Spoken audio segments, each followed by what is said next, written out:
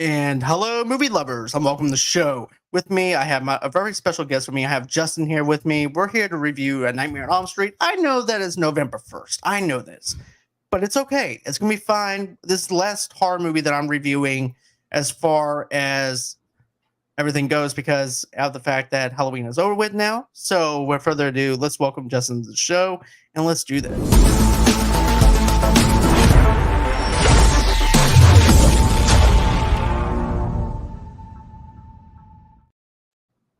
And hey, man, welcome to the show. What's going on, man? How are you? I'm doing fantastic. How about you? I'm good, man. I'm good. That's good.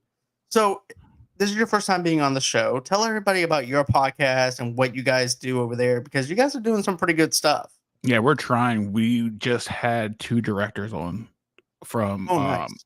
The one has the number one movie on Hulu right now called Carved. We had the director on from that, and we had the director from Mickey's Mousetrap, which premiered 2 months ago, and he was just on our show. And we just basically new releases come out. We hop on and we talk about it, give our ratings. Should people see it? Should people skip it? Or just don't even bother. Wait for streaming, as we say, because we are here to save people's money because it is really expensive to see all these movies every single week they come out. So we just review new releases, sometimes old releases, sometimes indie films that I found, somebody else found. Some people often send us stuff. We review it. And we just give it to the people to make their lives a little bit easier when trying to find something good to watch. Because it's really, really hard to watch some new stuff nowadays. Because we got how many streaming services do we have now? We have 500. Right, exactly. Thanos would actually have to be collecting it all on his gauntlet by now. Pretty much. And it's like $60 to have Hulu, HBO Max, Amazon Prime, and all with ads. And we just wanted to just tell people, skip this or go watch this today. Right. That's what we do. So in order for people to know what podcast you're from, tell them the name of your podcast. We are Lights Camera Reels. You can find us on Facebook, iTunes, Apple Podcasts, and Spotify. Okay. So my question for you, this is what I always ask my guests, is this. So as far as nostalgia goes for Nightmare on Elm Street, where do you hold this at as out of 10? Best out of 10. Best out of 10. I'm glad you asked me that question because it is a 9.5 for me because it holds a very special place in my heart. It is my favorite horror movie of all time. You see, with me, I have to give it at least an 8.5 out of 10 because this movie scared the hell out of me as a kid. I was 6 or maybe 7 years old when I seen this movie. I saw this movie. And it scared the fuck out of me. Like, I had a nightmare about Freddy throwing me into the damn fire in the boiler room. You're probably not the only one either. No. But the funny thing is, once he ends up turning to me and I'm in bed and I'm actually feeling the flames in the bed and everything, all of a sudden you see this, I see nothing but Freddy's face coming towards me. Like a 3D image. I'm like, okay. I start waking up, screaming. Mom's like, okay, we're not gonna deal with this anymore. But I ended up getting like the regular Nintendo game of Nightmare on Elm Street, though. Yes, the good old days. Yes, well, that was for the first Nintendo. Yeah, for the very first Nintendo, they had a Nightmare on Elm Street video game. And I remember you get to dress up as somebody from like karate. You get to go on ahead and also be a wizard. It was a pretty cool video game back in the day. Oh yeah. And then right after that was the Friday the 13th before or after that video game. I would have to say it was before because I think it was before. Yeah. Yeah, because I always had that one before Nightmare on Elm Street. I just happened to be in the mall as a kid and I happened to see it. Those were the days we can go out and buy physical copies of games. Exactly, man. Exactly. And it wasn't $70 either. No, it wasn't. It was like what, 40 maybe? It was $40 for a new release. Right, and my parents thought that was expensive. Now look at today's time. If some of my friends were still alive, oh my god, $70, they'd be like, nope, I ain't playing video games anymore. Exactly. Terrible. So now that we actually got the nostalgia out of the way, now we're gonna go on ahead and strip the nostalgia away and give it a modern day rating. By doing that, we're gonna talk about this movie scene by scene and dissect it, and then we'll give you our modern day rating, best out of 10 after this. So, so I just want to say, welcome, horror fans. Today we're diving into the film that did the impossible and made sleep terrifying. It's A Nightmare on Elm Street, the 80s classic that gave us a totally healthy relationship with sleep and a permanent side eye for striped sweaters.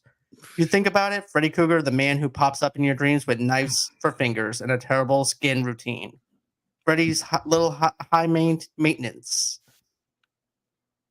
for a dream guest, don't you think? Plus, he's got the that whole if you see him, you're probably doomed. That's thing going on. So, without further ado, let's go on ahead. Let's dissect this thing. So, a man is shown in a boiler room, walking toward a work table, picking a paper sack off of the floor. On the way, upon dumping the contents of the sack, which are several metal pieces on the work table, which already has various items on it, he picks up one of the metal pieces with his right hand and then picked up a knife, which have already been on the table from the table with his left hand. He then picks up an already existing glove, which becomes the basis of the glove and he is making with his left hand. He then starts cutting the glove with the knife. He then picked up the folding straight razor with his right hand, and then he holds a middle piece with his left hand and hammers it with the right hand. And then he holds a middle piece around the edge of the workbench with his left hand and files it with his right hand. A middle piece is then shown in a vise, and he is wielding a knife to fix it with a blowtorch. He is then shown hammering at one of the middle pieces, and he is then flexing a middle piece. He is then flexing a middle piece with the blade attached.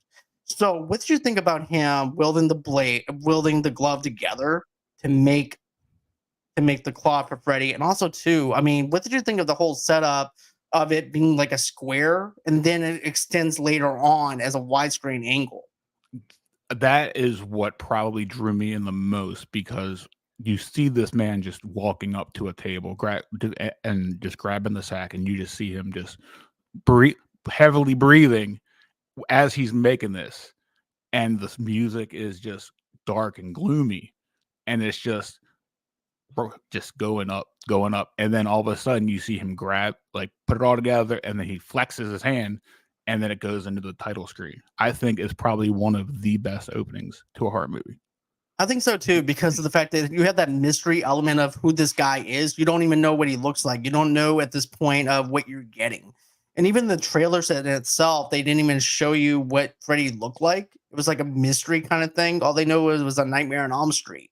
That's all it was. Yeah. At that time. And I like the little mystery element in case anybody ever hasn't seen it or anything like that.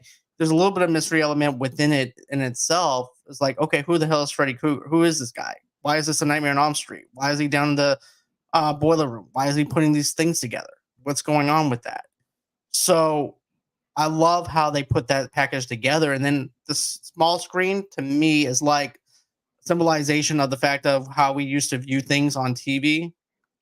Oh yeah. And then it goes into the wider screen for the ratio for the one that we have now. Yeah. Like, it almost feels like we're doing surveillance on Freddy. Almost, because as soon as the title screen hits, it goes boom, widescreen.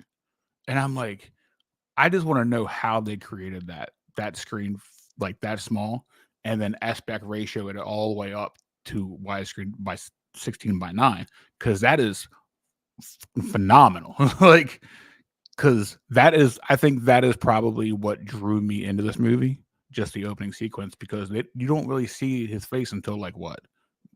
Probably about 15, 20 minutes in.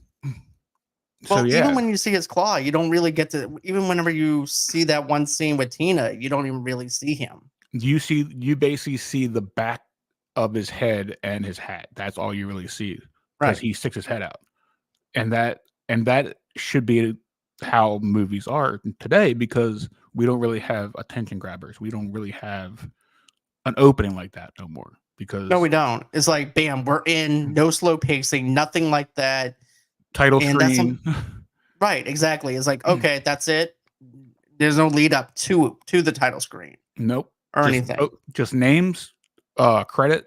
You may get what the movie is, and then you're on to your first scene. You don't really have openings like that no more. No, you don't really have like a cold opening, which No. is something that I miss. Oh yeah. As well. But then after that, you get this other scene that's being played out too.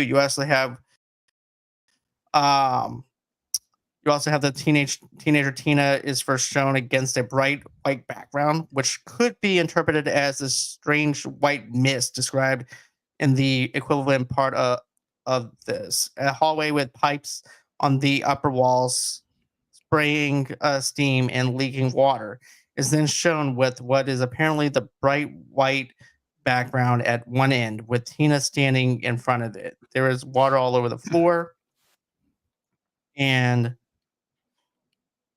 Tina runs away from the bright white background, briefly turns around to look at several times, then turns back around several times and continues running away from it.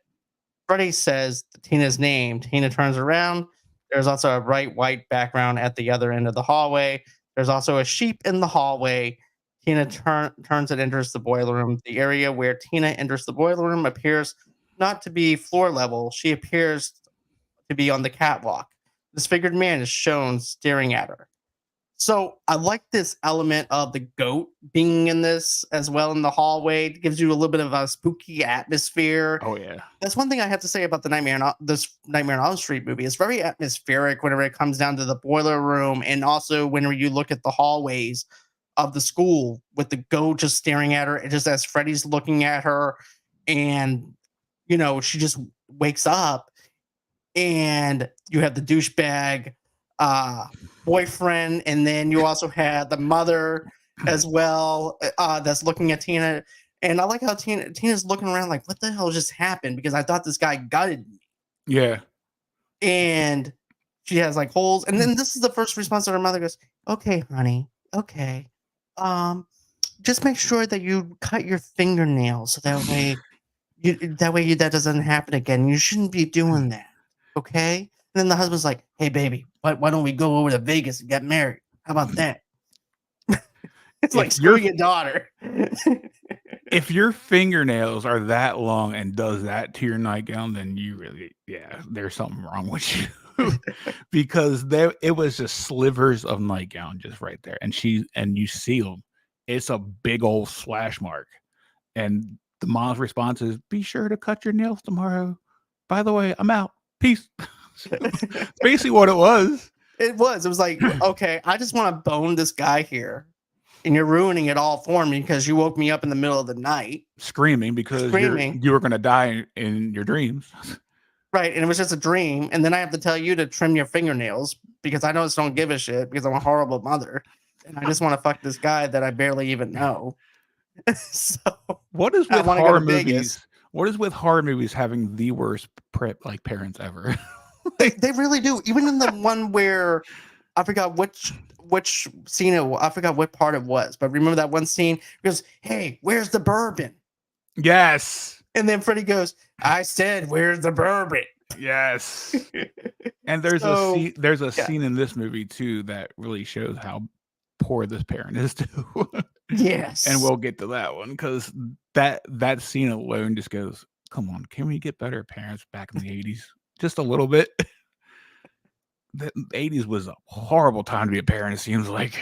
It really was. It was rough to be a teenager in the 80s because it's like, okay, well, I have an alcoholic mother, and she's banging this guy who wants to go to Vegas. Probably addicted to drugs.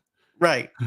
So, it's all good. She's going to do some blow. She's going to go get married, and then I'm going to be over here getting me some pizza, and then I'm going to be with Johnny Depp. So it's going to be good. Pretty much. But yeah, then the next morning, 3 girls in white dresses are shown playing jump rope, while the 4th girl in white in the dress holds a ball and watches it in what is clearly in the physical world on the front lawn of Springwood High School.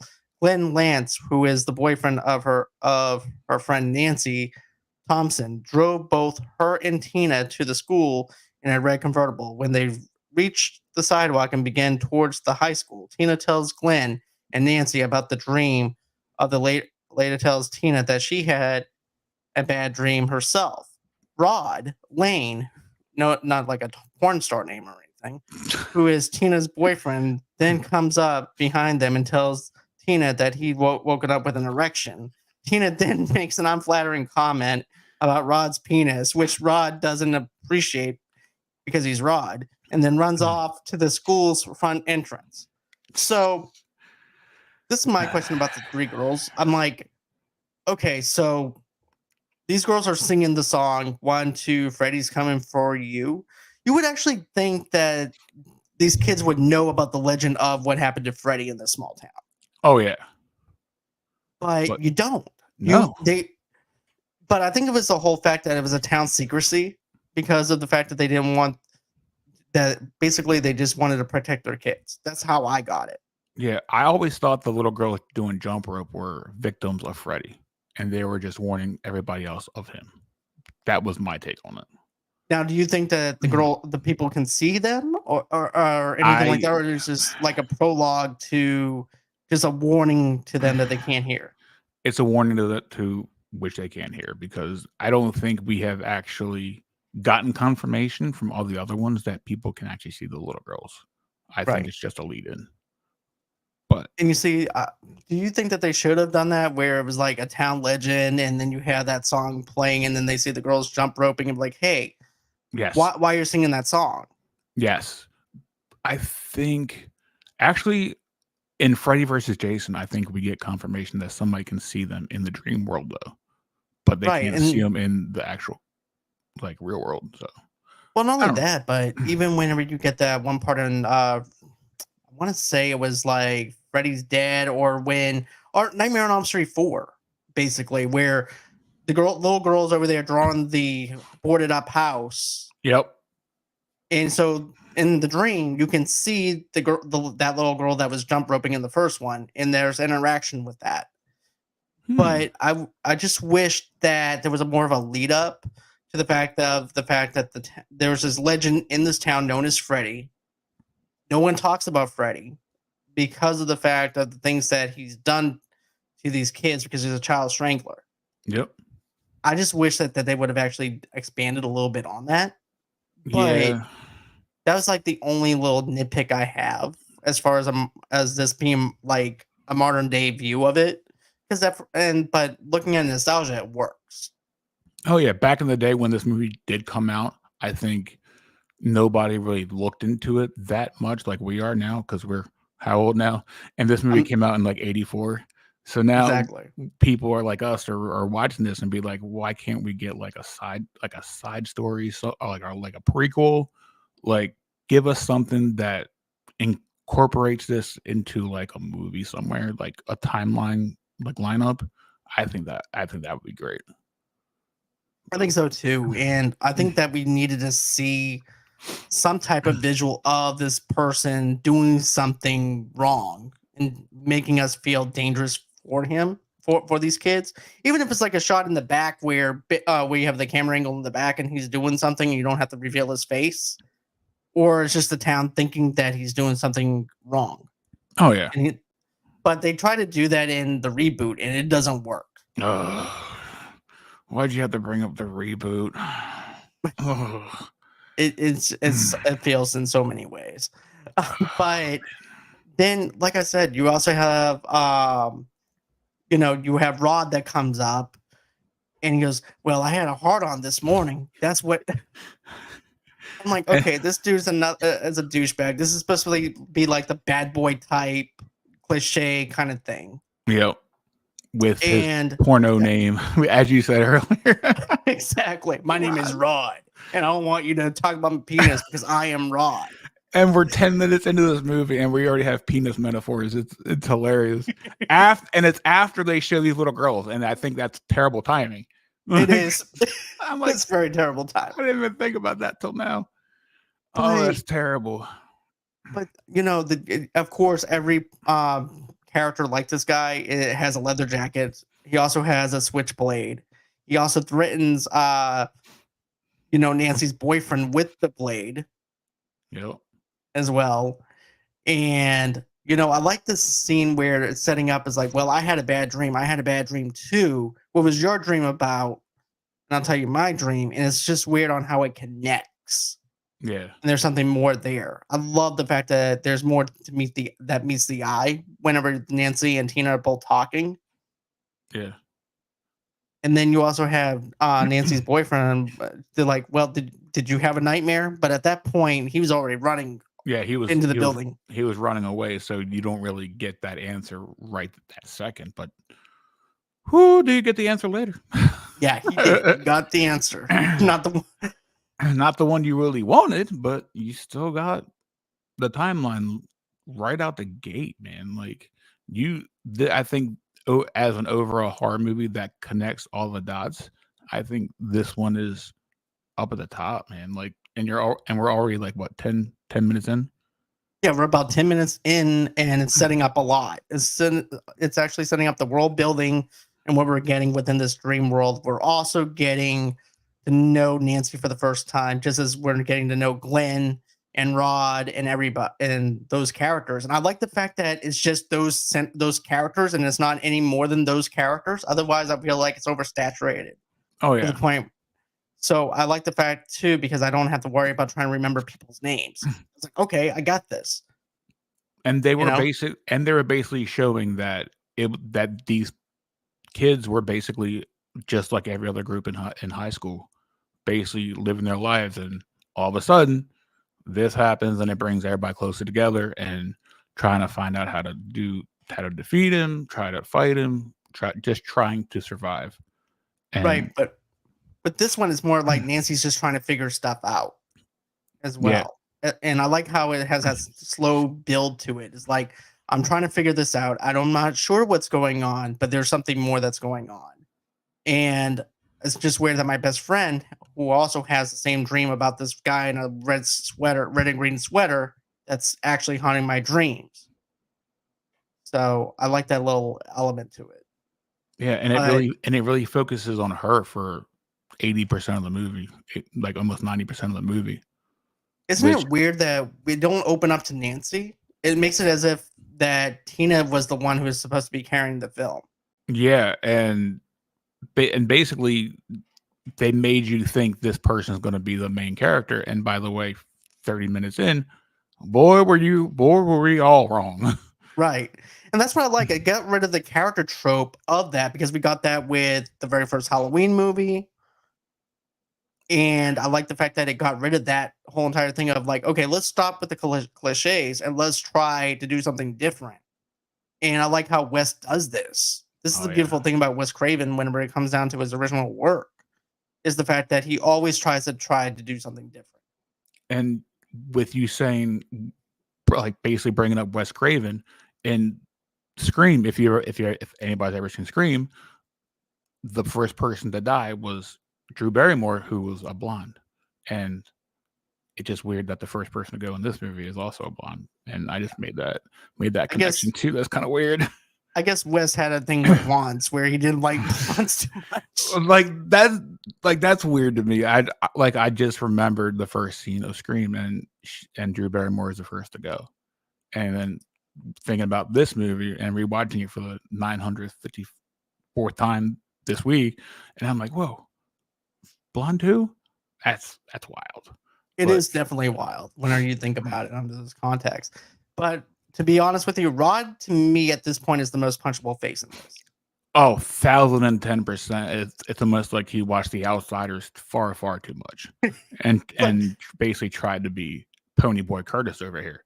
right? It's like, you know what? People like that look. I think I'm gonna grease my hair up, and I think I'm gonna try and stand on the street corner and act like I'm tough, and I'm gonna hate on people that hate the way my penis looks.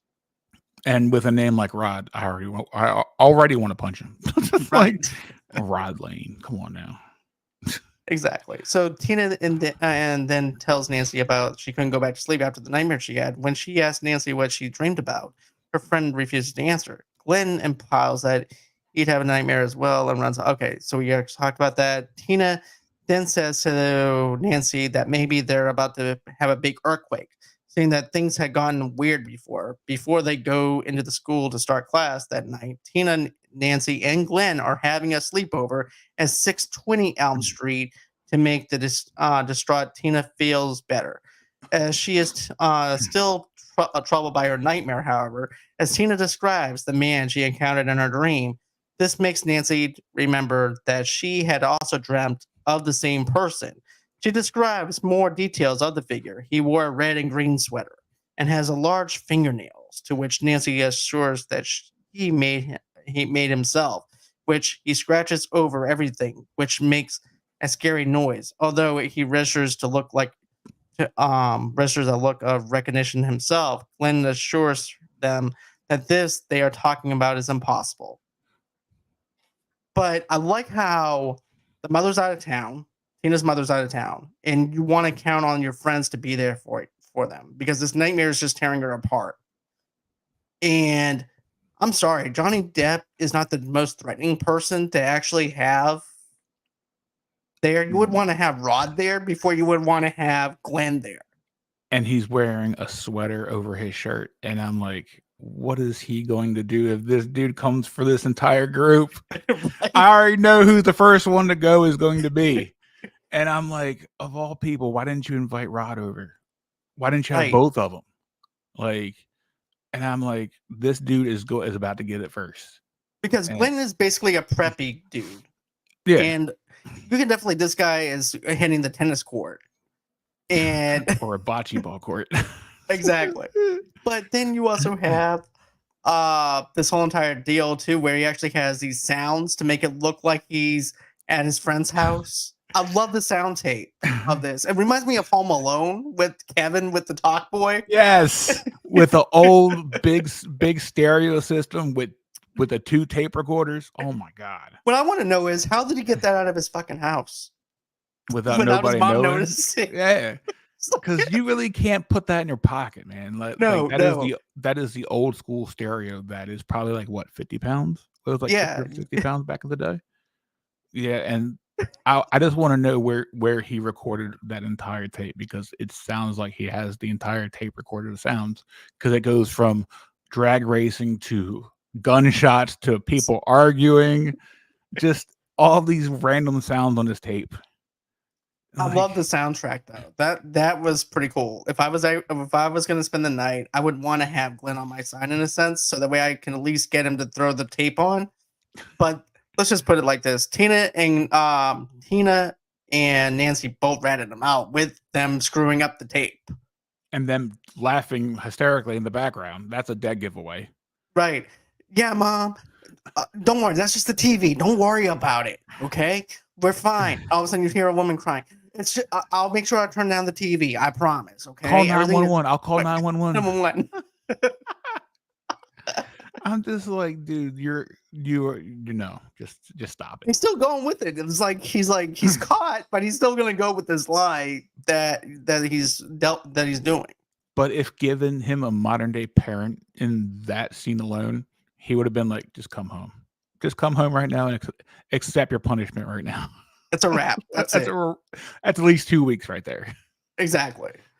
But and then also too, he tries to make moves on Nancy too, kissing her neck. He goes, "No, we have to be here for Tina." I'm like, "The fuck you do? You weren't there for them 5 minutes later in this scene, now were you?" No. But you're gonna be there for Tina, even though she's by herself. But then Glenn hears a noise outside. He goes on ahead and expects it, and it's Rod that scares the hell out of him. Yep. And yeah, go on ahead. Just he comes in after the fact where both boyfriends should have been there in the first place. Let's be real here. But he's over here. He's the tough guy. He's joking around. He knows that his girlfriend had a dream, and he's outside making noises, screwing around. Like, man, name like Rod just gives it all away. Exactly. But my question is this though, man. Like, what did you think of the fact too of the noises that Freddy was making in the dream and stuff like that? Because I'll be honest with you, that doesn't seem like something that you would actually make with a glove. That doesn't sound like a regular noise. No, it's almost, to me, it's almost like a cat screech, because I would think if a claw was on something metal, like a chalkboard or a pipe, just it would be a different kind of noise. It feels like it's more of a in that scene is more of a screech to me. I think so too. I think it would have been more menacing if you just had Freddy just, playfully thumping his glove onto the pipe itself Yeah. or something like that, and then just gliding his hand on the pipe itself instead of trying to actually scratch the surface. If you know what I mean. Yeah. I think that scene was a little far fetched for me because to me that's not a glove. But then again, it's a dream, so therefore it could wind up being one of those things that sounds might not make the same sounds that it would make in real life either. That's true too. So, it's playing with the fantasy and realism kind of a little bit at the same time. It's borderline. Yeah. So it's interpreted in any way that you want to. You can interpret it any way you want. Basically. But I also like the fact too that's like, well, I had a dream about this disfigured figure, and I don't know what to do about it. Well, I had a dream about him too, and so we already made the connection and established that the first time. But it's like now they're trying to beat us over the head with it again. It's like, okay, we get it, girls. We get it. We're seeing a disfigured figure. Okay, you guys are having the same dream. You don't have to we're already sold on this. Okay, that's why you're there. That's why Nancy's there. That's why Gwen's there. Rod, he's just there to bang you, and that's it. We know why he's there. Right. He's not there to protect her. He's there with his name, Rod. And then the three teenagers suddenly hear noises in the background of the house. This is what we talked about already. Hold on one second. Then but yeah, I just think that I think this scene sets up a lot, especially whenever now that it's time for them to go to bed. Yeah. And yeah. This is where it pops off for me. Because we're supposed to be here for her, but all of a sudden, a couple seconds later, it pans to Johnny Depp minding his own business, and what does he hear in the other room? He ain't protecting her so much. Nope.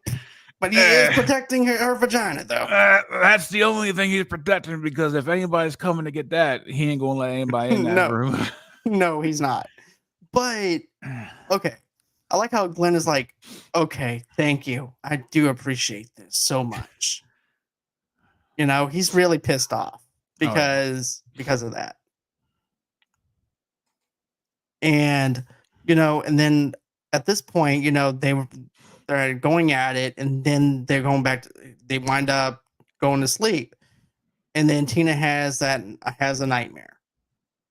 And then all of a sudden you see her levitate off the bed, and she's getting ripped apart. Basically, her stomach gets sliced open.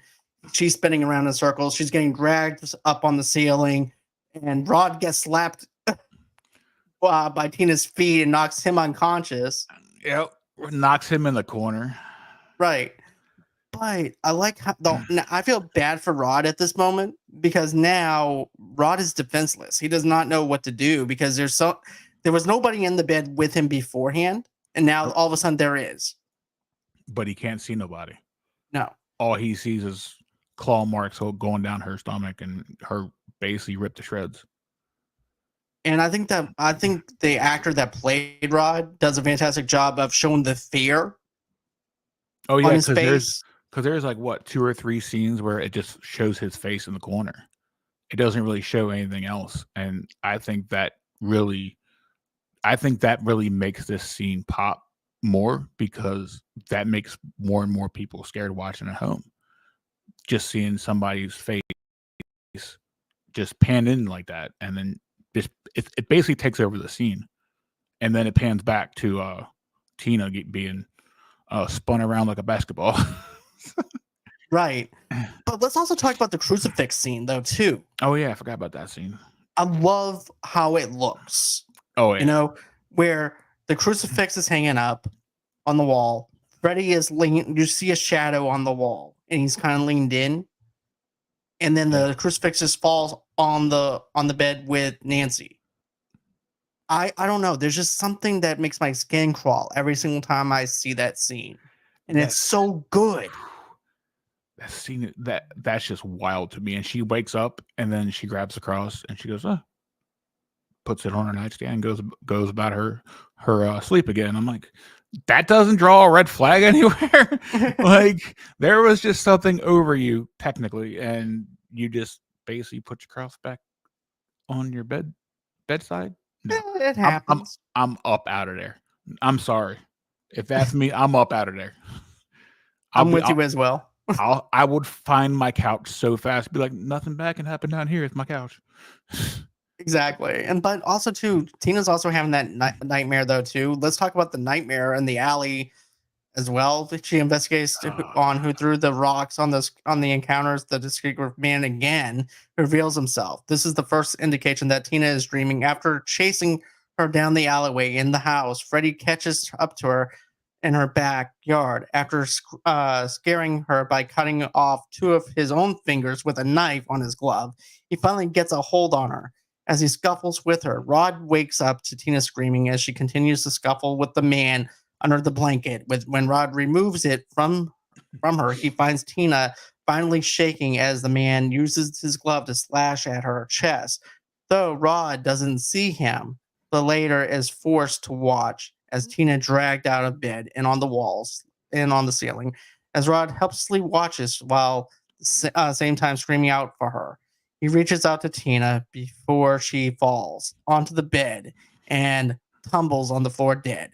Nancy, who woke up on Tina's screams, tries to get Rod to open the door, but she could only hear him calling out to the murderer as she doesn't see who killed her. When Nancy and Glenn manages to get inside the room, they find Tina's bloody body though Rod has escaped through the window. I would actually escape though too because of the fact it freaked me out. Because Yeah, but here's the thing. This is where my brain goes. So I apologize in advance. If anybody's going to be accused of murder out of that group, who would be the one? it'll be Rod. Let's be real here. Dude ran out of the room in jeans and a leather jacket.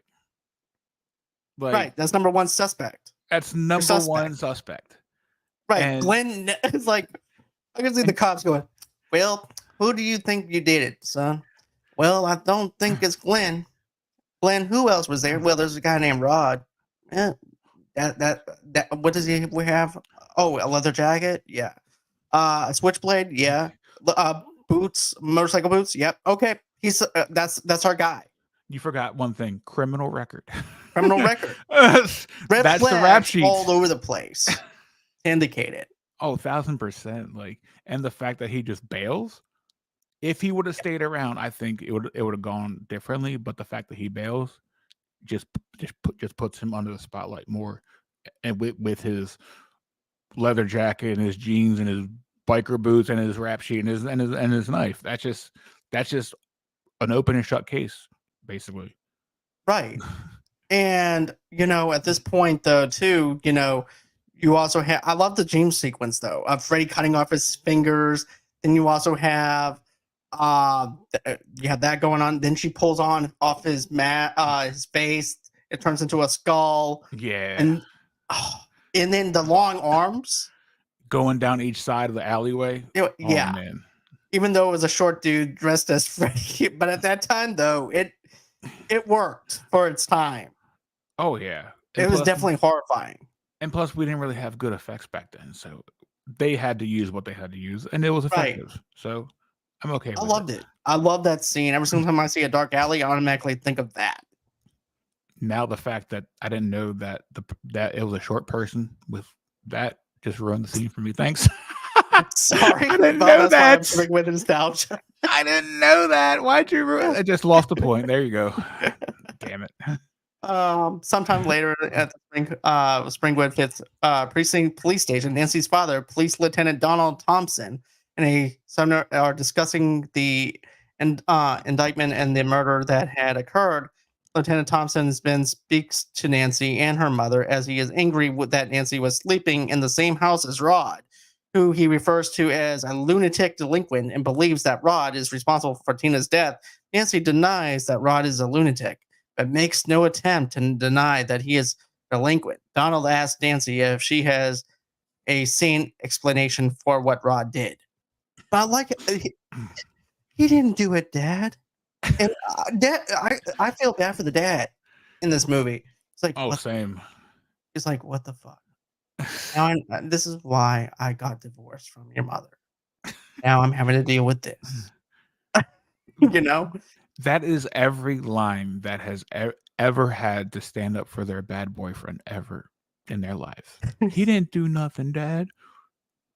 Like that line to me is very, very just wrong, because 9 times out of 10 if they said they didn't do nothing, 10 out of 10 they did. Right. So, And not only that, but Nancy doesn't even know if he did anything or not. She was on the other side of the door. All she did was hear Rod screaming on top of his lungs. Because she doesn't come in until she's already dead on the floor and he's already out. Right. And at that point, Tina's body already landed on the bed. And I love how the blood splatter is. It lands right on Rod even more. Oh, that yeah. little extra splash of blood splatter was actually pretty cool. When she lands on the bed, it kind of sounds like a pool too. If you go back and listen to it, Yeah. I'm like, what? He didn't do anything, Dad. Why were you there? Oh, we were trying to keep Tina company because she's been having some bad dreams. So we just wanted to help. So Glenn and I thought it would be okay for us to spend the night with Tina. Nah. And then we find out too, and I didn't realize this, that they were even divorced. Like the mother, and the mother's also a drunk too. Yeah. She's an alcoholic. I forgot about that. Damn it. Oh man. But like, we're gonna joke around about the father through this whole entire movie though, because she's like, I'm just done. I'm done. Nobody beats the mom though. That's the thing. The dad has it easy. Right. Oh my god, I just forgot about the mom laying on the sofa later on. Oh jeez. Yeah. Okay, let's talk about this other thing that happens now. Okay, so it's the next day. Nancy wants to go to school. Then you have this thing being played out where it's like, Nancy, I don't think you should go to school. I need to go to school, Mom. I'd rather be at school than think about what happened last night.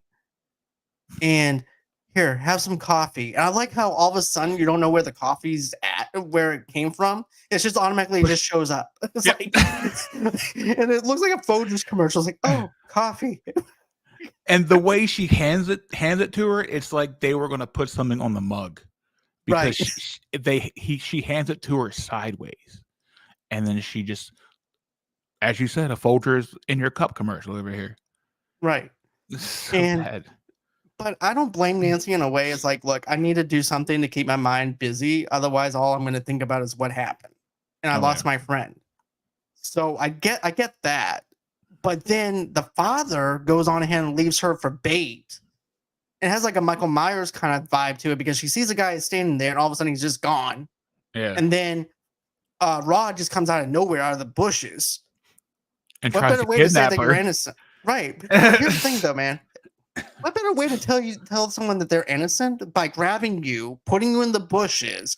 Your hands are still bloody. You didn't think about going to like a rest stop, wiping off your hands or anything like that. But you're still wearing everything from last night, bloody, as you said. Just how long was he in that bush? And where could he not go to get? And I know back in the day when this movie took place, there was opportunities to clean yourself off, where they probably wouldn't have questioned you that much if you walked in with blood on your hands. But to not be able to show to her that you were innocent, man, just as you said, Rod, no, just still bloody and nasty. Grabs her by the back and puts his hand over her mouth like he's a professional kidnapper. Right. And he goes, I didn't do it, Nancy. I didn't do it. I promise. I didn't do it. You were the only one on the other side of the door. I know, Rod. I know. It's okay. The next thing you know, the cops come swooping in, and he's caught in the middle of it. And the father goes, "Why the hell were you not? Why the hell are you even out now, right now, anyways? What? Why are you going to school?" He yells at her. Right? Why are you I'm even like, going to school, Dad? He um, didn't do it." and what's funnier with this scene, if you go back and watch the scene, there's no sirens, there's no cars pulled up. They just come out of the bush with their guns drawn. Actually, there are some police cars that do come Yeah, afterwards, but afterwards. Yeah, after we see this guy come in so siphon filter-ish, just like super sleuth over here, and then pulls a gun on him, and then he tries to run, and then that's when you see all the other cops come trying to run him down. right.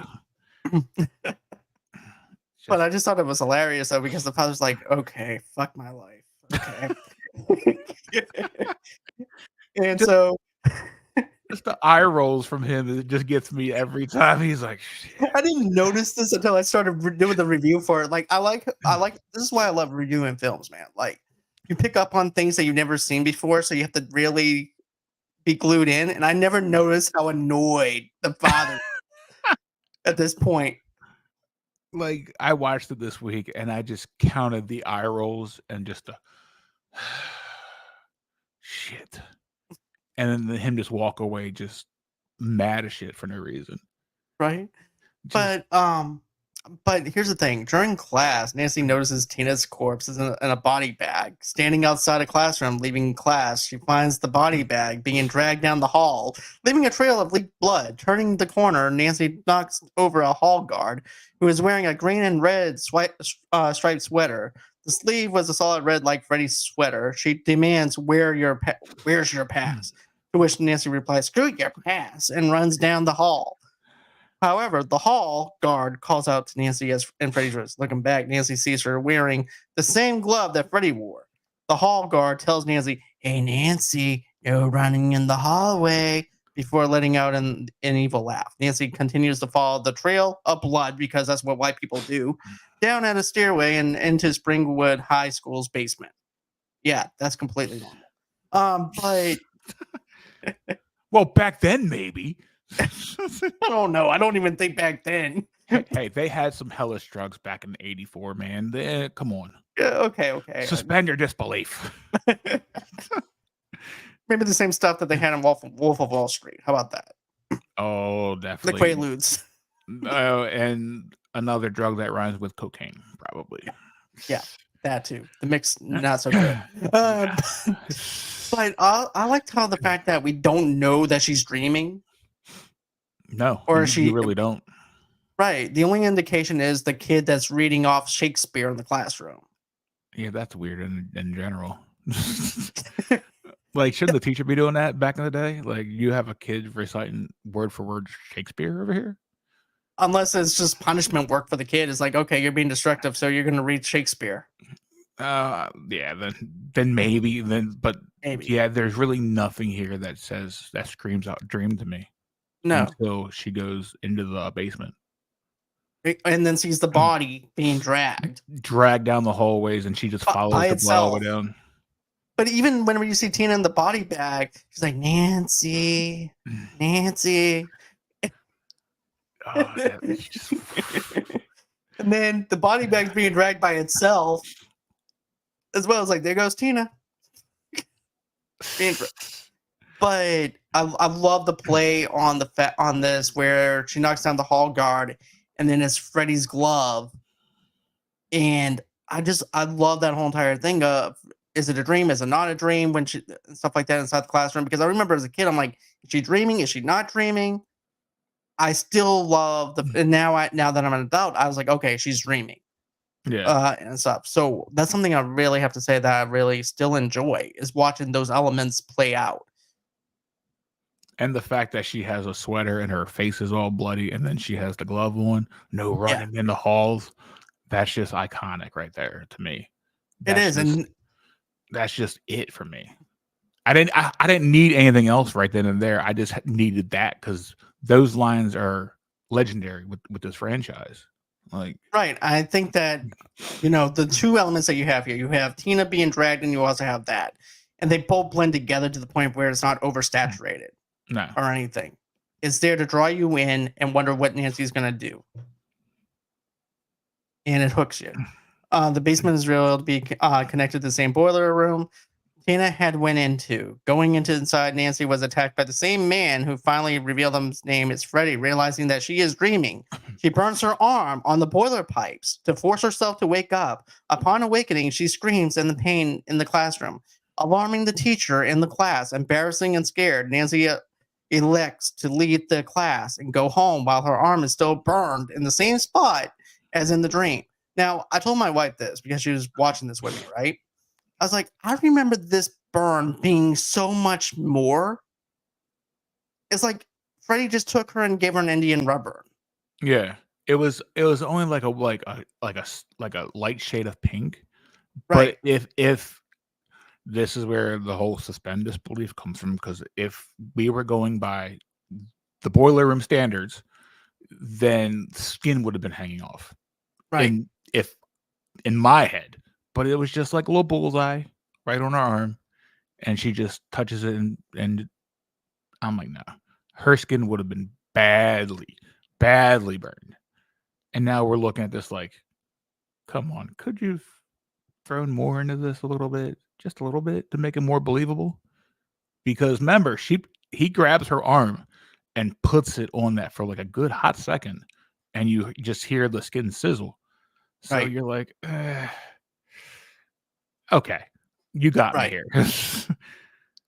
But right, I was remembering it being bigger than what it was, because of nostalgia and stuff like that. I'm like, okay, she burned her arm. It's like a little spot. But I get it. It's part of the dream sequence and stuff like that. But does that still hold up?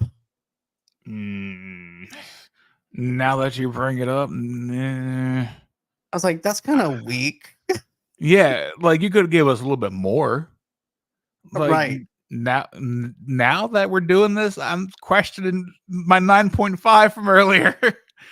It's dramatic. It's dropping dramatically. And that's actually how I felt watching it with a modern day eye. Is the fact that I love this nostalgically, but as I'm going, it's plumbing it down a little bit. But we'll just have to see where we land at the end of this review, though. Well, I've already had the -2 points, so you be the judge. All right. These nightmares causes her to talk to Rod in jail, who finishes telling her what he saw in Tina's mother's bedroom. He tells Nancy that he never saw anyone, and when he first saw Tina being murdered, he assumed he was having another nightmare.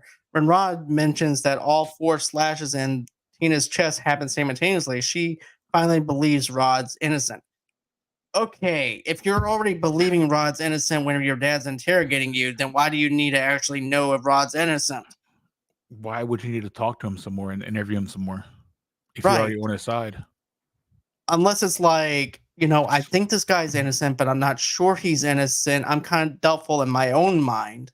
She's got a little bit of doubt still. Right. So that could be it, But Rod's like, I didn't do it. I'm innocent with this. I witnessed her having slashes in her chest, and he was he was just honest with her. Yeah. And I feel for the guy because he's in jail for something he didn't really do, even though he does have a criminal record. Yeah. But for once, he didn't do anything wrong. Wow, just skim right over that. Well, come on now. For once. Right. Jeez. The guy is innocent. What about those other guys? Those other things that you did? Huh, Rod? Burglary. But yeah, later at home, Nancy is taking a bath when she falls asleep, causing Freddy's glove to emerge in the water, but was forced to submerge when Marge knocks on the door.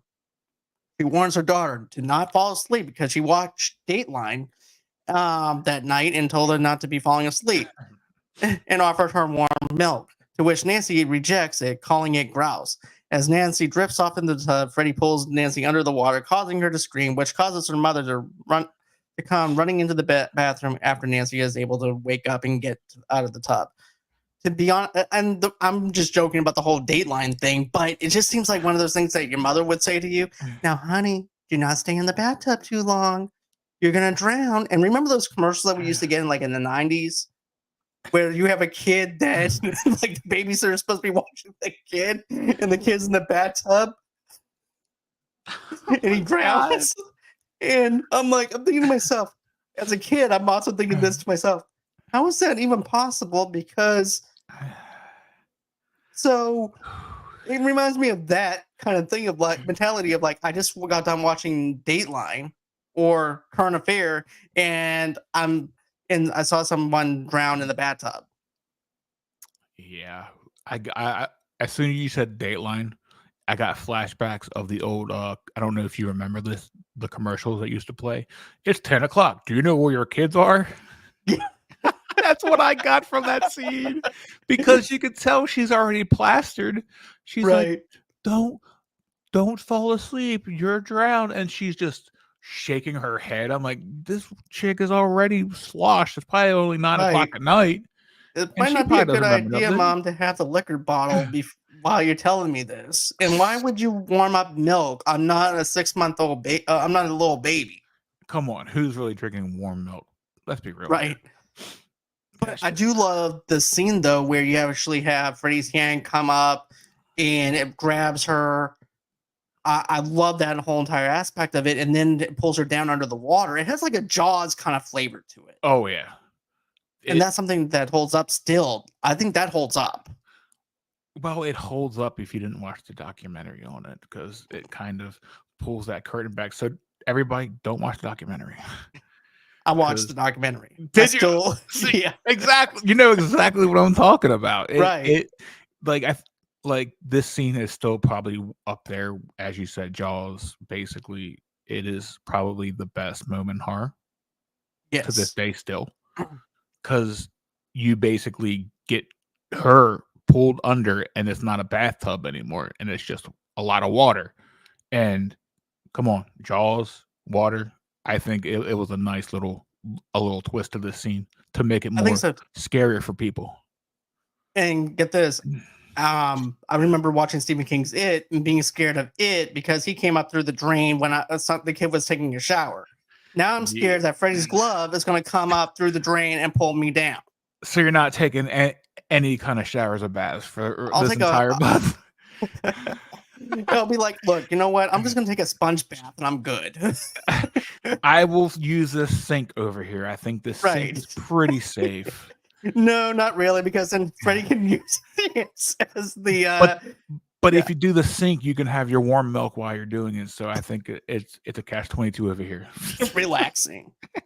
But yeah, I love the scene. The scene is fantastic. And then also too, that night, Glenn climbs into Nancy's bedroom through a window, perfectly normal. And Nancy reveals her thoughts about Tina's murder. She asks Glenda to watch over her while she sleeps. Nancy goes to sleep, and in her dream, she leaves her house. As she walks into an area, she asks Glenn if he is still watching her, and she hears a yes. What appears to be him, which he appears behind a bush. But one has to wonder, is this really him? If it was, it would pretty much have to mean that Glenn also had fallen asleep, which means she's SOL. But army of one in this scene. Yes, but I think that I would have been cool to see Glenn and them try to take Freddy on together. Oh yeah, I get the fact that he's supposed to be manning, watching her. But you're not going to, here's the thing, you're not going to go on ahead and stay up all night. It's hard as hell to stay up all night. No. And not only that, but you're exhausted as hell for staying up all night as well. So you're screwed either way. Right. And even if you have coffee, you're still screwed. Oh, yeah. But what did you think of the voice in the background and then the whole entire scene where she's walking? To start the scene off, I don't think it's him at all, because it just, if you're supposed to man guard, right? I'm not going to hide behind a bush. I'm going to follow behind you as you walk up. I'd be like hopping from tree to tree, bush to bush. But no, my man, you just see him one time. Yeah, I don't know what I'm supposed to be doing. Pop back in behind the bush, and she goes about her merry way. I would have been like, I would have fired him as a friend when I woke up because She wanted to fire him as a boyfriend that time because you jerk, you fell asleep. Yep. I was like, dude, what are you even in this movie for? And I'm like, dude, you already got a D plus from me compared to Rod over here. Like Rod's more of a man than you because you're supposed to be protecting your chick that you want to bang, and you're like back here 50 feet behind a bush. Right. To me, I'm like, nah, no thanks, man. No, you're not protecting. You're protecting your own self. Just as Rod also was protecting his own. Well, not protecting his own self, but wanting something else. But I do like the fact that you have that comfort with Nancy of like, okay, Glenn's here with me, so I'm okay. But I'm still hesitant about moving around this area as well. As she moves along, you don't see him again, and No. that's why I'm like, dude passed out. I'm like, there was no like camera shot back, nothing. It was just her full speed ahead on this part of the movie, and I'm like, nah, dude's gone. So he was probably awake for what, 5 minutes? 5 minutes the most. There's no way that he's staying up for 20 minutes. No, because he already comes over in his jammies, and she's in her jammies, and I'm like, you two, the worst Scooby gang ever. That's what this is because he quits after 5 minutes, and as soon as I got back to the real world, I'll be smacking the shit right out of this dude. Same. But after going inside and locking the front door, she begins to going up the stairs to her room, only to discover that the carpet of the stairs appears to have turned into a marshmallow as Freddy Krueger breaks the window on the front door. As Nancy struggles to go up the stairs, she hears her mother calling out to her for help. Upon reaching the top of the stairs, she hurries into her room where she finds the lights off and in a dozing Glenn. So therefore, her own dream also ratted Glenn out. That is terrible. In your own dream, you rat your own boy out. That's pretty bad. Only in horror movies do we get to rat our own homeboy out, man. Like that's just terrible. It is. Look, bro, you're supposed to stay up with me. What the hell is wrong with you? Look, Nancy, I'm sorry. Okay, I'm sorry. It's 12:30 at night, midnight here. I snuck up into your room. I am so sorry. I had another thing on my mind. I wasn't trying to play protector, okay? Okay. I was protecting something else, and that's what he should have said. But right. When Nancy begins telling herself in the front of the mirror that everything is all a dream and not real, Freddy suddenly bursts through the mirror and pounces on her. During the struggle, Nancy tries to wake Glenn up to reveal. After breaking herself free of Freddy's grasp, she grabs her feather pillow to defend herself, but Freddy slashes it and throws it away. He causing a lot of feathers to fly everywhere. As Freddy continues to scuffle with her, Nancy alarm clock goes off and causing her to wake up. Glenn, who is indeed fallen asleep in the physical world, also wakes up to the noise of the alarm clock, along with Nancy's screams, that later proceeds to chastise him for having not stayed awake, and she scolds for him up for falling asleep. Marge suddenly calls out to Nancy, causing Glenn to immediately leave the room through the same window he went through. So Nancy tells him not to leave yet.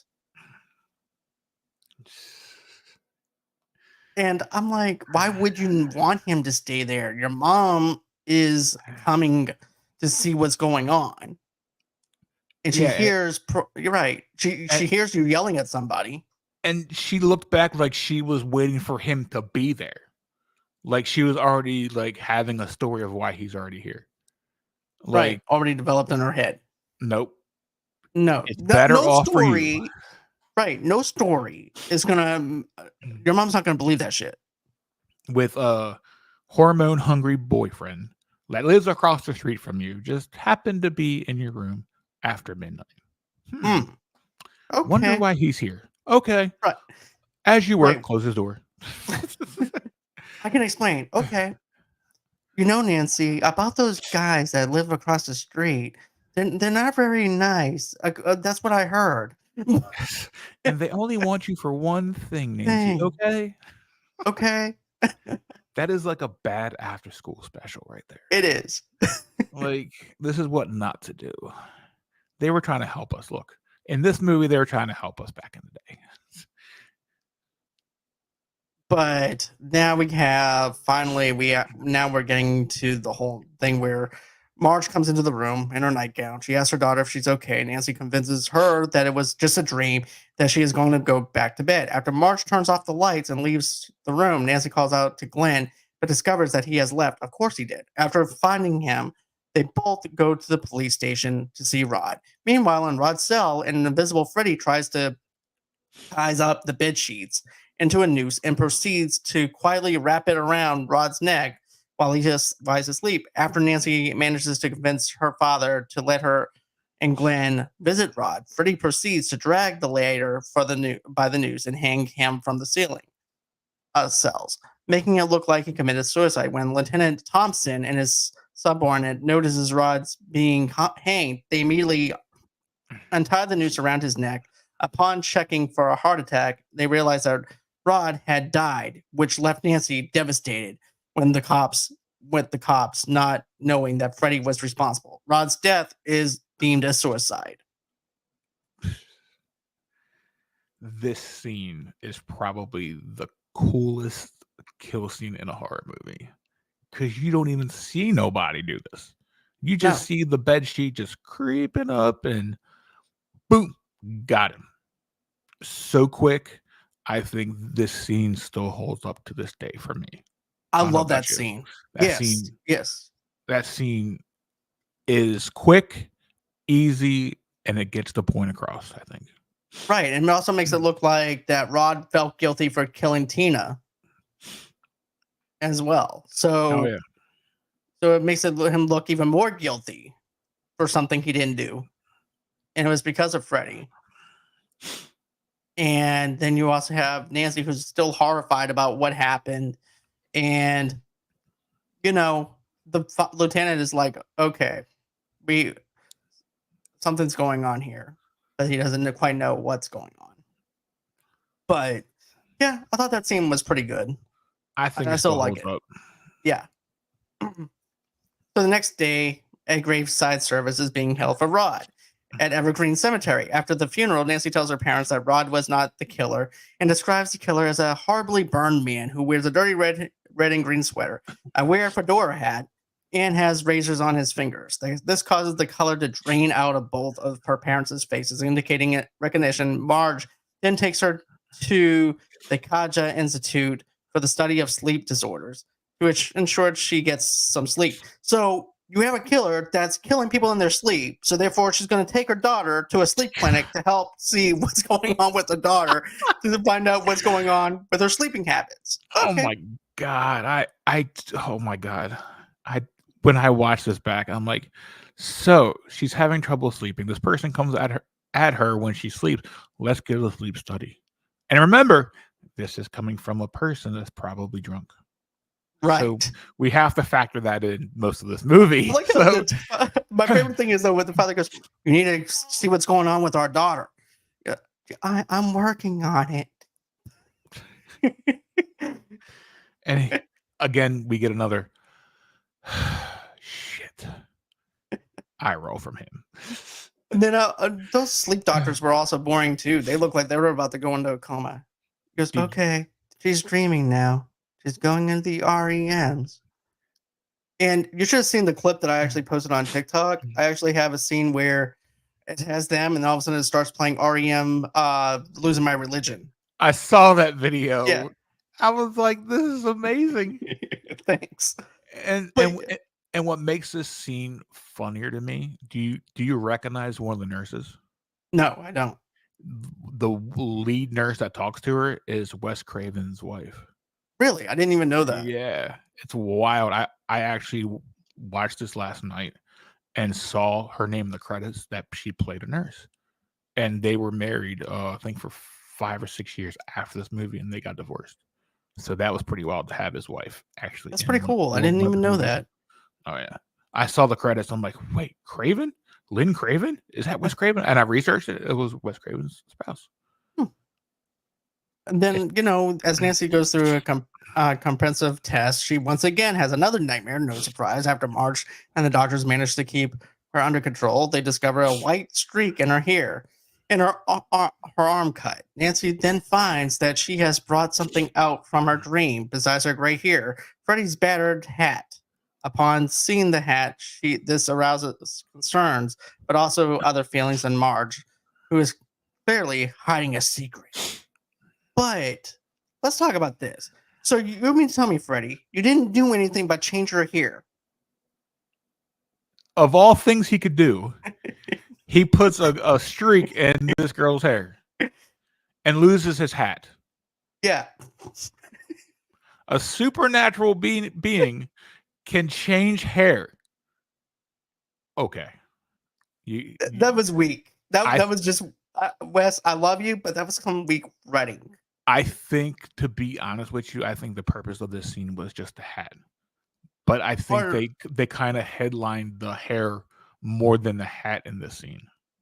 But I'm just wondering, do you think it was just because the mental stress of her trying to fall asleep that her hair turned gray? I think so. But I think they should have harped on the hat more than the hair, because as soon as she comes out of sleep, that's the first thing they notice, instead of the inanimate object in her hands is what got me. Right, So, the fedora. Right. I'm just like, hair? We're talking about hair when she's got a burned ass hat in her hands? Why don't that be the first topic here? Exactly. No, your hair changed. No. Absolutely. All of a sudden she becomes Rogue from X-Men. That would be pretty dope, though. Right. Nancy confronts Marge about the hat and points out that the name Fred Krueger is written into the hat. She demands if she knows who he is. Although Marge reveals almost nothing, she insists that no one is trying to kill her, and all Nancy needs is to get some sleep. This causes her daughter to argue back at her, which makes Marge slap her in the face, because that's what alcoholic mothers do. She reassures Nancy that Fred Krueger won't come after her as he is dead, which Nancy would also be dead because she's listening to her mom. When Nancy confronts her over knowing who is all along, Marge insists that she is sick and is just imagining things, and that she'll feel better when she gets some sleep. This makes Nancy snap, smashing her bottle of liquor and leaving the house. Let's start with the hat, shall we? Who puts their name in their hat? I'm just asking. That's some 1984 stuff, right? Because I don't think I've ever when I was a heard. teenager, as a kid, but not as a grown-ass adult.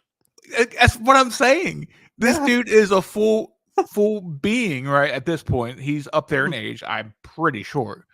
But this man is trying to be a teenager.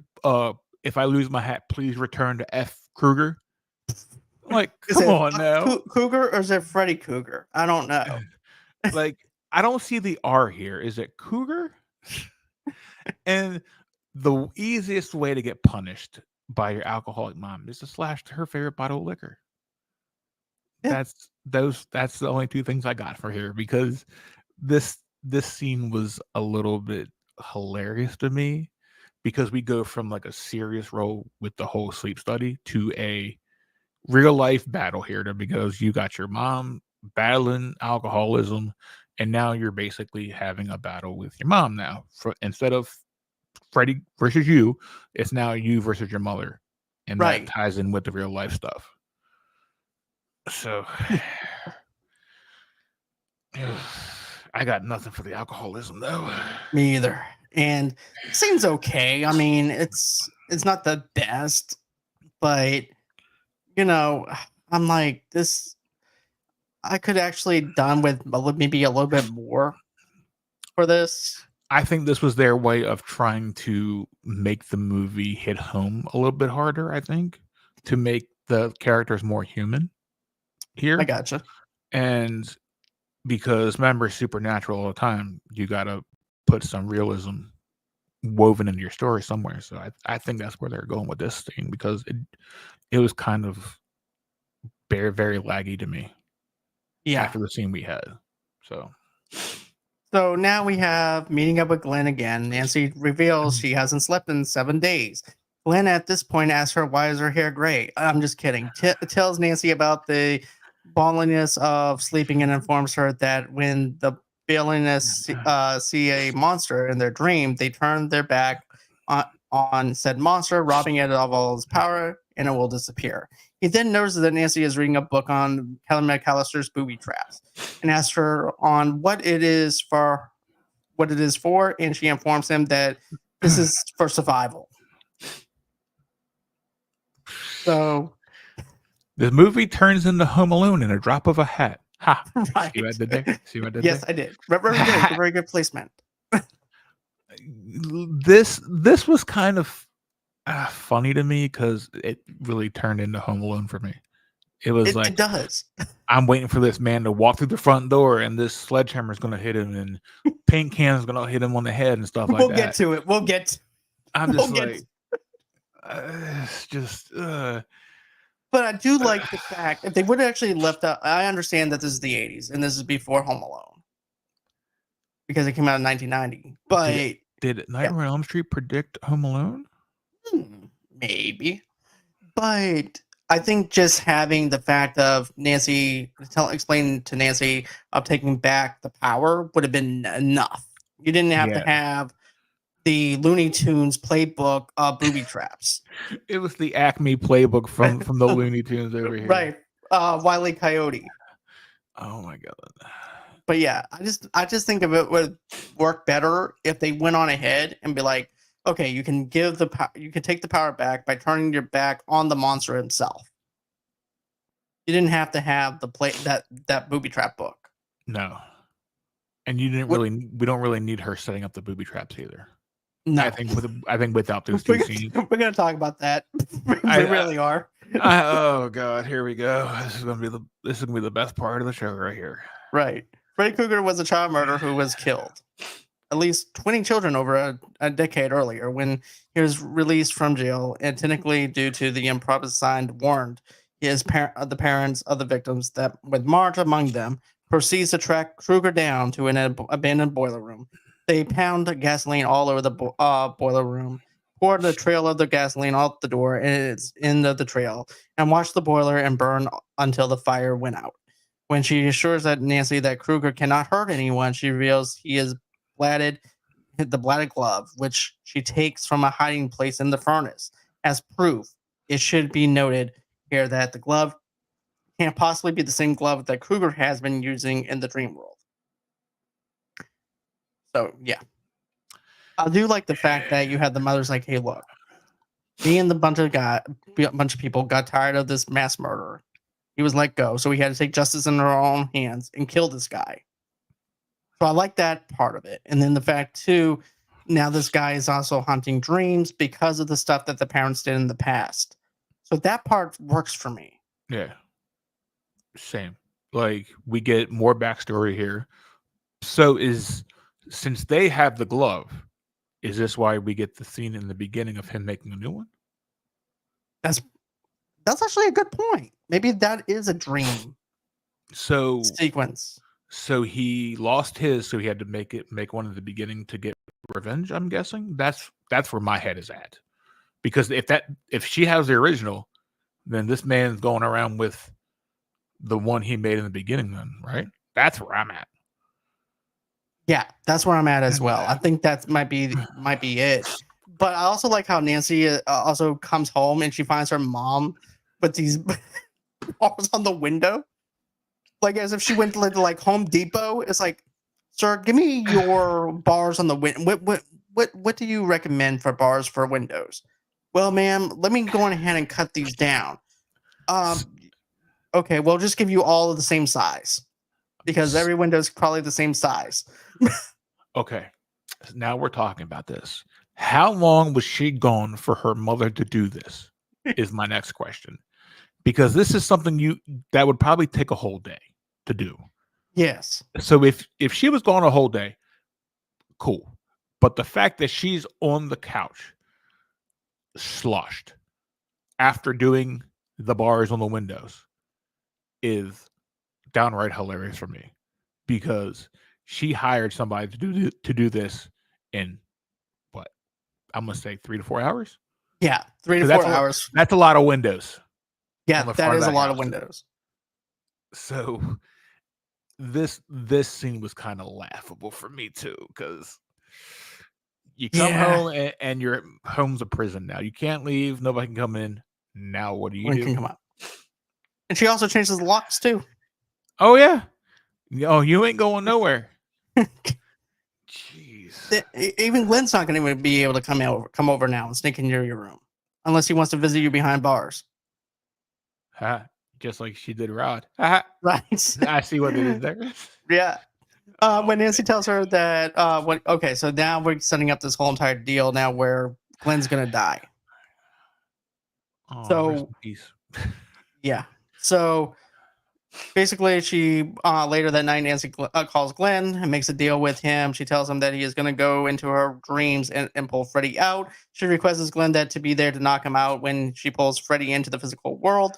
When Glenn insists that nothing will happen, Nancy assures him that that they have nothing to lose. Finally, before hanging on, instructs him to not fall asleep. A few minutes later, she begins to put her plan into motion. However, she is unaware that Glenn's father, Mr. Lance, is watching her, and he tells his wife, Mrs. Lance, that he believes that Nancy's a lunatic and that he doesn't want his son hanging out with her anymore. When Nancy tries to call Glenn, Mrs. Lance picks up instead, and this is where she winds up saying, "Hey, look, I need to talk to Glenn." Mrs. Lance says, "Why do you want to talk to Lance?" She winds up saying, "Something important, something secret." And she looks over at Mr. Lance. He wants to talk to her about something secret and something private. And yeah, no, pretty much the father reminds me of my mom. There's no way that you're gonna wind up talking to somebody past hours like that. 1000% my mom right there. After 9 o'clock, no phone calls back in the day. 1000% my mom. Wow. And then you also have that other thing too in the dream sequence with Nancy as well with this too, where Freddy winds up calling her and he goes, "I'm your boyfriend now." And licks her on the face, and then she puts the phone down. Oh man. The tongue in the telephone is legendary also because anybody that talks about Nightmare on Elm Street thinks about hand in the tub and the big old tongue out of the telephone. Those two scenes are I still think that scene holds up to this day. What do you think? Yeah, I think so. I think that actually still holds up. I still love it's just freaky to me Oh to yeah. see that. And it's just like that whole entire crucifix scene, right? It still gives me goosebumps. It still is horrifying and stuff to see. But then, then you also have her at this point, they already set up the traps. Nancy already did all the traps. She Kevin McAllister the whole entire house. You said Callister the entire house. That's funny. And I just find it kind of laughable. She took the whole entire playbook. She got the sledgehammer. All right. I have a question now. Who went to Home Depot first? Did Nancy or her mom for them bars and them windows? Did they go the same time to get the stuff for the house and the bars for the windows? Well, what if she went to Lowe's instead and her mom went to Home Depot? No, did Home Depot even? I don't know, but it sounded good to me for this. Because if that happened, I would believe it 1000%. Right. Although there'd probably just be a local mom and pop shop. Yeah, that's wrong. Oh yeah. That everybody knows. Hey, Nancy, your mom just came over here to get some bars in the window. What? Gotta get home quick. Open the scene. Wait, I need a sledgehammer. But yeah. Meanwhile, in his room, Glenn falls asleep, and Freddy's arm comes out of the bed and pulls Glenn into it, killing him. Krueger then sends a torrent of blood, which shoots out of bed and drenches the room. Upon discovering this, Mrs. Lance, who comes to check on her son and begins screaming in horror. The police, Lieutenant Thompson among them, and an ambulance are soon called in. With Glenn dead, an emotionally distraught and mentally drained Nancy decides to take on Krueger herself. She calls her father and asks him to be ready when she finds the killer. He tells her he will, making it clear that he is just humoring her. He is overly tired, his overly tired daughter, and tells the deputy to watch the house. Nancy then sets her watch and says a prayer and goes to sleep to find Freddy. Okay. Hey, Dad, look, I need your help. Okay. And at this point, the dad can't even hear her. She has to get his attention. He's over there like, what the fuck? Yep. It's like, Dad, look, I'm gonna get this guy who's killing my friends, okay? I need your help. Look, whenever I wake up, I'm gonna have him, okay, Dad? Okay, Nancy, okay. Look, your boyfriend just died across the street, hon. I don't have this time over for here. this. Right. I'm scraping this kid off the ceiling, and you're calling me with this shit. Right. But I do like the whole entire deal of Glenn getting sucked into the bed and the blood's blurring up and stuff. I thought that was really cool. It's still iconic. For this movie, I think this is still the top for me. As overall horror kills, I still think this is top 3 for me.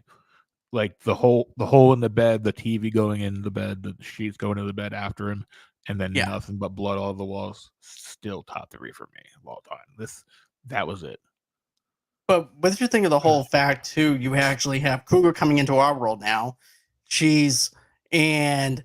Now she's got him.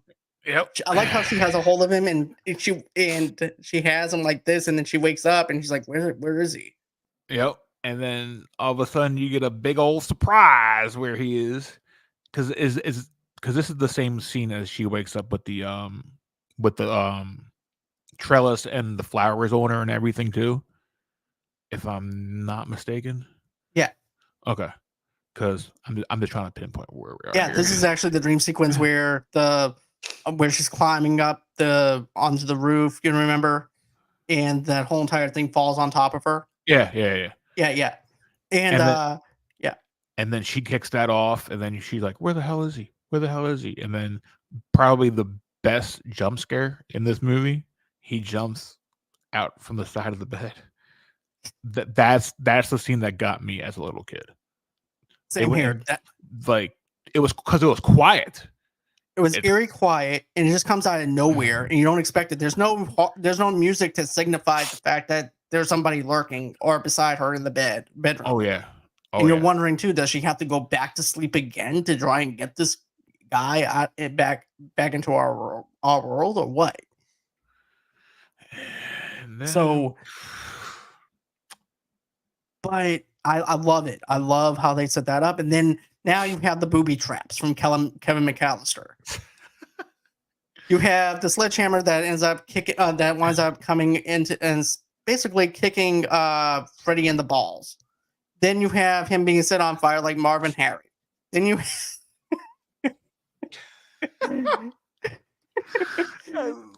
we are ruining this movie for me now. Jeez. Oh man. But I think it is horrifying to see this man on fire, though. It is definitely horrifying. Because he's still walking around like nothing's wrong. No. He's like, this ain't my first time. What the hell? And it's like they overpoured gasoline on this poor guy all over again. So they're burning fire with fire. So you're burning someone that got burnt with fire with fire. Yep. And he's trying to still chase her down while on fire still. Right. For the second time in his life. Jeez. Then, then we have that. Now we're at the point now where the father is now hearing his daughter, "Dad, help me, help me." And the father's like, "Look, we have to go and help my daughter now. Forget about Glenn. Glenn's dead." Because he put somebody on the house to watch for her. Right. And then he runs inside to grab her, to grab him to go over. But if you're watching the house, just go get his daughter out of the house. Yeah, just help. Right. Like, and then you're like, shit. Now the I can door's see him. locked. Could you just imagine though? Hey, Lieutenant, yeah, your daughter, she's calling for help again. Oh, Why are shit. you standing here? Right? He goes, look, you told me to go and get you. Hey, Well, babe. go help. But so now we get into this whole entire thing now where now the mother is getting ready to be sunk into the bed because she's passed out drunk. Yeah. And that's kind of confusing. So now is he entering her dream state now? And now she's becoming part of that dream now? And what dream are we actually seeing when we I have a when theory we for have that this. ending? I have a theory for this. So remember, she's drunk on the couch. Mhm. So she's had too much to drink, and so she passes out too, probably. So both of them are probably asleep at this time. And I don't know where she goes from the couch to the bed, because Freddy goes on the bed and all that. So that kind of doesn't make sense because we see her again. So I don't know. That part doesn't make sense to me. So I'm anxious to hear what you say about it. I'm Because thinking that he's entering her dream state and he killed her. so my next question is, how do we see her at the end then? If she's dead. No, I don't know. It's just kind of confusing. It's wild, right? Yeah, I have tried to wrap my head around this ending for years, and it's like Inception, isn't it? It's got yes. So you don't know if she's really dead. Then who's the skeleton? Then how do we see her at the end? It's very weird on how they end it, and they don't really answer it either. So it's our interpretation, basically. Right. And then you have, hey mom, it's the next morning. Just, hey Nancy, look, be careful going to school. Okay, I love you too. And then you see Rod, you see Glenn, you see Tina, all them in this car, in this convertible. And I love how all of a sudden the convertible top just shoots out of nowhere. But also the convertible top just comes and bam, just slams on the car. And then it's Freddy's red and green sweater. Which, fun fact is, that car was actually going faster than what it was supposed to go. So therefore, the reactions that you got was actually their full-on reactions. I saw that. So I thought that was pretty cool on how they filmed it. And then she gets sucked through the window. The mother does. Yep. And you don't want to pause it before she gets sucked through the window either. Just saying. Because you can actually see it's a mannequin.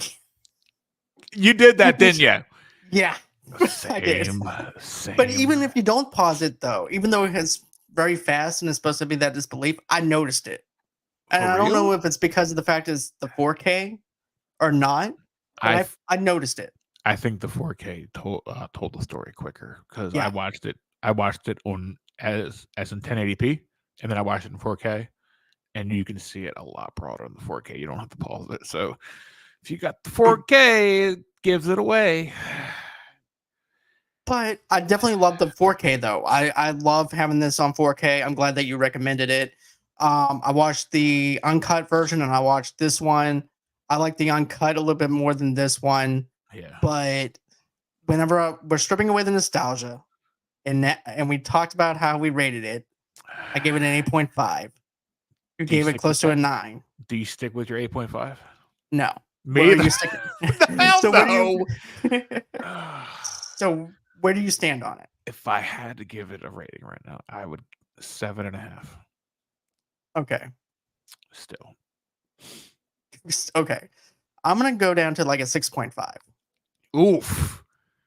Like I love it. It's the I love this movie. I really do. I think I'll watch this every single time it comes on. But nostalgically, I love it. Modern day review though, it doesn't land like I wanted it to. No. I think I said this on my show a few times. I think time frame kills movies and kills the nostalgia. Like what would happen today if we took that movie it was never released back then and released it today, would it still be a hit?